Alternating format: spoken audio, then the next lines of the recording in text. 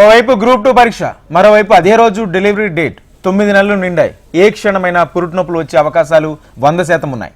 అయినా గర్భిణీ పురుటి నొప్పులను పంటి దిగువన బిగబట్టి గ్రూప్ 2 పరీక్ష రాసింది. ఆమెకు గ్రూప్ 2 పరీక్ష రాయటం ఎన్నో ఏళ్ల కల. కడుపులో బిడ్డ ఎన్ని ఇబ్బందులు పెట్టినా నొప్పిని గుండెల్లో దాచుకుని కళ్లల్లో ఒత్తులేసుకునే సమయంతో పోటీపడి గ్రూప్ 2 కోసం ప్రిపేర్ అయింది. అంతలోనే డెలివరీ డేట్ రానే వచ్చింది. ఒకే రోజు గ్రూప్ 2 పరీక్ష, అదే రోజు డెలివరీ.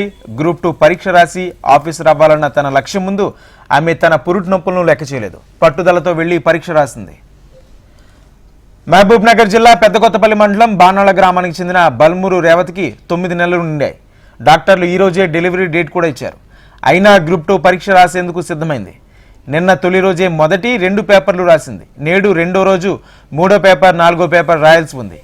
ఉదయం పరీక్ష కేంద్రానికి బయలుదేరింది. ఎగ్జామ్ సెంటర్కు వస్తున్న క్రమంలోనే అకస్మాత్తుగా పురుటి నొప్పులు మొదలయ్యాయి.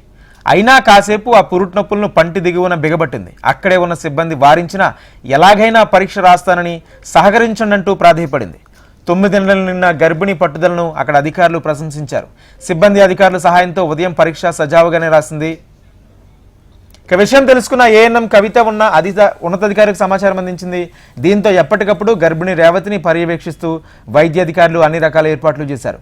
ఏ సమయంలోనైనా నొప్పులు వచ్చే అవకాశం ఉంది కాబట్టి నొప్పులు ఎక్కువైతే ఆసుపత్రికి తరలించేందుకు అంబులెన్స్ను పరీక్షా కేంద్రంలో సిద్ధంగా ఉంచారు. పరీక్ష పూర్తయిన తర్వాత నేరుగా ఆసుపత్రికి తరలించనున్నారు.